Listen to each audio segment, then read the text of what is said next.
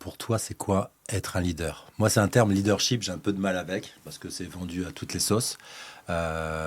Beaucoup, moi, comme je suis dans le sport, on entend beaucoup ce terme leadership dans le sport Oui. ou dans l'entrepreneuriat. Mhm. Et, mais bon, il y a quelque chose qui me gêne ou qui me manque quand je vois des discours qui me semblent quand même justes. Mais pour moi, il manque une dimension à ce terme leadership. Oui, alors les gens n'ont pas tort hein, en règle générale, mais c'est vrai il y a une vision du leadership qui est très centrée sur le leader en lui-même, sur le chef d'entreprise. Alors qu'il faut savoir que ce chef d'entreprise a des salariés et que par conséquent, des salariés sont des humains comme lui, avec un cerveau comme lui. Et je pense que justement, ce qui manque dans cette vision, c'est comment tu leads des autres personnes, comment tu comprends ton salarié, comment tu écoutes ton salarié. Parce que ça aussi, sur l'écoute, on en parle beaucoup. Mais avant tout, un leader, c'est écouter. Et c'est vrai que l'écoute, c'est très complexe et très compliqué, et beaucoup plus qu'on ne le pense. Parce qu'il y a tellement de paramètres pour avoir une bonne écoute, comme nos propres biais cognitifs. Parce que les personnes parlent d'écoute, mais quand tu ne te connais pas toi, déjà, que tu ne comprends pas tes propres biais, et tu risques, tu connais un peu les biais, j'en ai parlé aussi dans mon livre, euh, vraiment, tu vas écouter la personne en fonction de toi, mais pas en fonction de la personne, ce qu'elle essaye de dire. Et ça, c'est vraiment, le leader doit comprendre le message que la personne essaye de transmettre. Et en plus de ça, ce qui est compliqué, c'est qu'en plus de savoir ce message-là, d'essayer de comprendre ce qui se passe derrière ce message.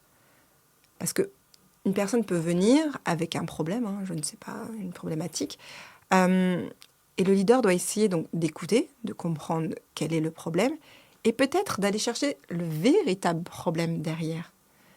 Parfois, il y a des problèmes un peu sous-jacents, pardon, et il faut aller les capter, il faut aller les comprendre. Et tout ça, c'est l'écoute. Et c'est très dur. Euh, Moi, pour vraiment comprendre, j'ai dû, pendant un an, enfin, j'ai travaillé l'écoute 3 ans quand j'ai compris en fait la complexité, puisque je suis une personne qui écoute déjà à la base, parce que je ne suis pas une personne qui parle énormément, je suis plus quelqu'un qui observe depuis que je suis petite. Mais la complexité de l'écoute, je l'ai vraiment comprise quand j'ai fait la neuro. Et là, je me suis beaucoup entraînée. Et en m'entraînant, c'était 4 heures par semaine.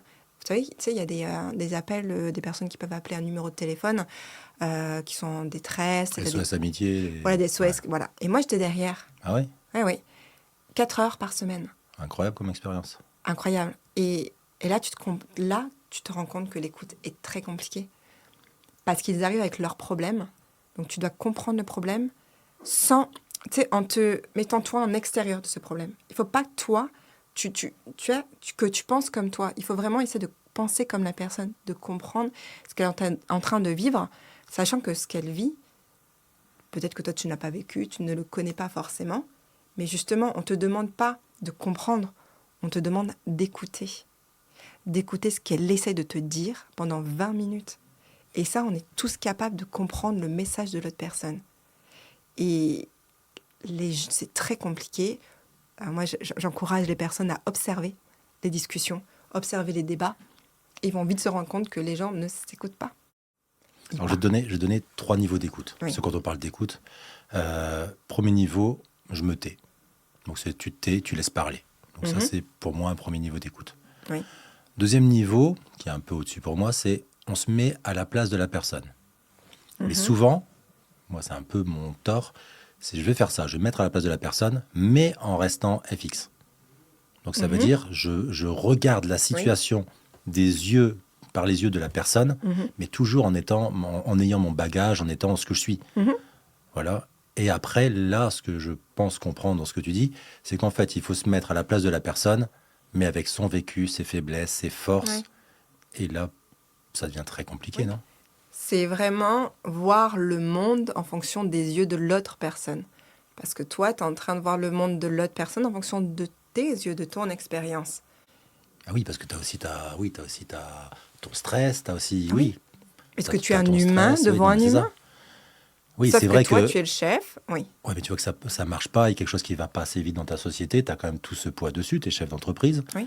Et, et là, tu dois quand même mettre ça derrière, effacer ça pour écouter la personne. Bah, c'est très Ouais. dur. Ouais, oui, parce C'est que l'humain. ouais. La gestion humaine, c'est très compliqué. Et malheureusement, on n'a pas assez de connaissances sur l'humain, sur comment fonctionne le cerveau, comment fonctionnent les relations interpersonnelles. On ne le sait pas. En fait, il n'y a pas forcément de code précis en disant mais comment tu parles à une personne, comment tu réponds. Il n'y en a pas. Bon, moi je suis pas déçu parce que c'est vraiment l'aspect du leadership que j'ai jamais vu dans tout ce que je voyais Oui. et avec lequel j'étais assez d'accord. Mais c'est vrai que là, tu es en train de me dire qu'un leader, il sait écouter. Mhm. Et moi, je vais te poser la question, dans quel but? Pourquoi est-ce que je vais écouter un employé qui va peut-être se trouver des excuses, qui va peut-être, ou un étudiant, bah oui, mais ça, je sais pas. Voilà, pourquoi à un moment, puisque moi j'ai quand même un souci d'efficacité, il faut que ça avance, j'ai une Oui. vision, il faut que les gens me suivent. Et Oui. pour moi, le leader, il est suivi.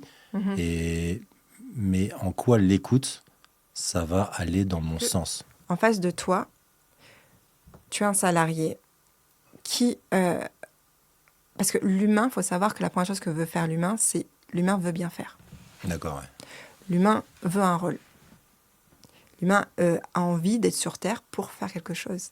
Oui, Donc, toi, si tu arrives à écouter, tu arrives peut-être à déceler des choses chez lui, un potentiel, quelque chose qui fait que toi, ce que tu veux, c'est qu'il reste avec toi. Tu veux oui, qu'il soit épanoui. oui, Tu c'est veux sûr. qu'il reste... Voilà. Donc, si tu veux qu'il reste épanoui et qu'il reste dans ton entreprise, il faut que tu comprennes ses attentes et ses demandes.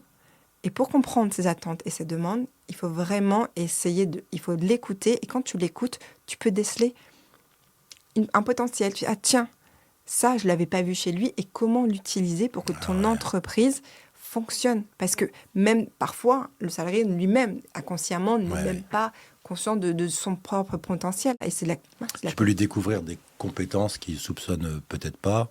Et puis tu peux trouver aussi des moteurs. Un moteur, c'est-à-dire chez lui, tiens, qu'est-ce qui va faire que il va aller plus vite ou il va aller mieux, qu'est-ce qui va le motiver aussi.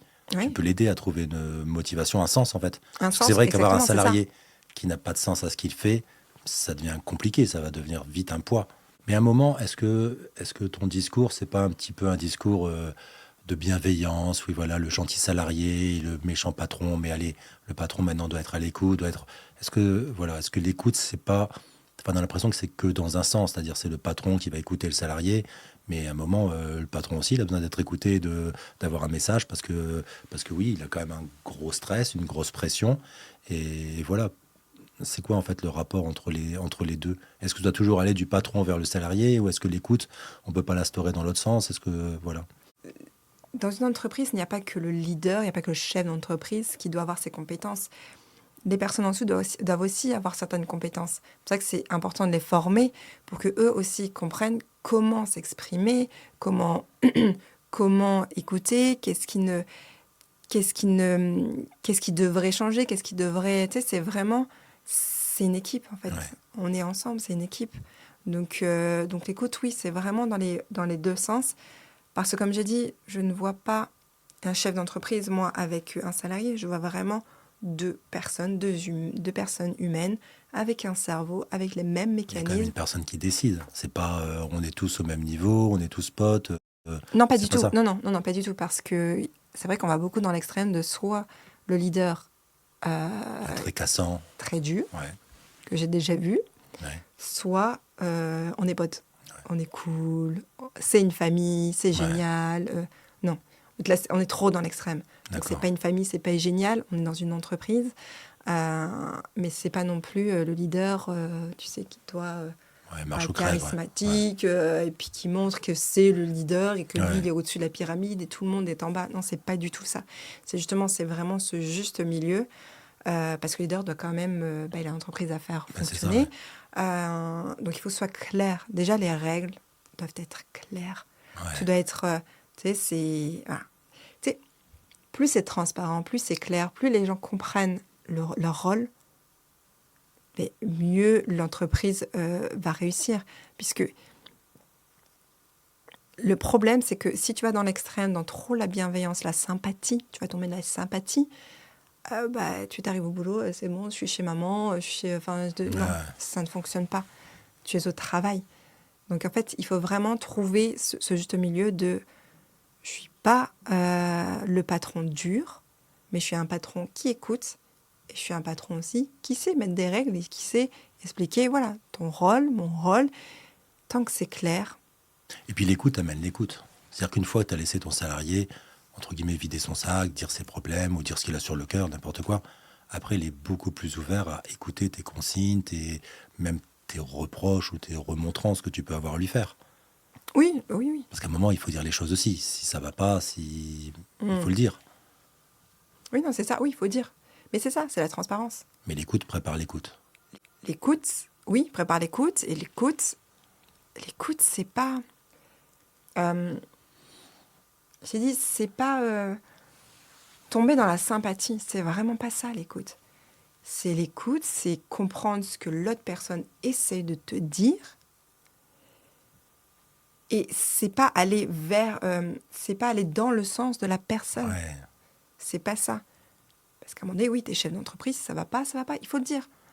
Mais il faut que ce soit clair et transparent. Tout doit être clair et transparent. Je te parle dans les relations humaines. D'accord. Ouais.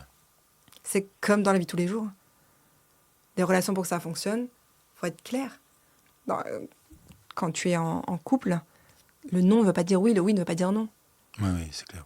Non, c'est non, oui, c'est oui. Tiens, j'ai envie de quelque chose, je l'exprime clairement à son compagnon. Ouais. Je fais pas, ah bah peut-être que si je lui dis ça, peut-être qu'il va comprendre par des sous-entendus. Non, il va rien comprendre. Parce que lui, il va comprendre en fonction de ce qu'il pense lui, donc il va pas comprendre le message que tu veux lui dire. Donc maintenant, tu as un message à faire passer, bah, tu lui dis, c'est tout.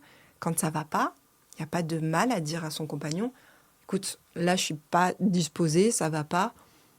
Si tu as une conversation sérieuse à faire avec, bah, écoute, c'est pas le moment de la faire. Là, je suis pas au top. On refera ça demain. C'est mieux que de se dire non, je suis pas au top, mais je vais quand même faire cette conversation. Ouais, Et d'accord. tu es sûr que ça va pas fonctionner. Donc, clarté, l'honnêteté, l'authenticité. Mais justement, une certaine forme d'empathie dans l'écoute, est-ce que ça peut pas pousser l'autre à s'apitoyer sur son sort ou à se complaire dans ses excuses, en fait? Non, parce que l'écoute n'est pas faite pour, comme je te dis, pour aller dans le sens de la personne.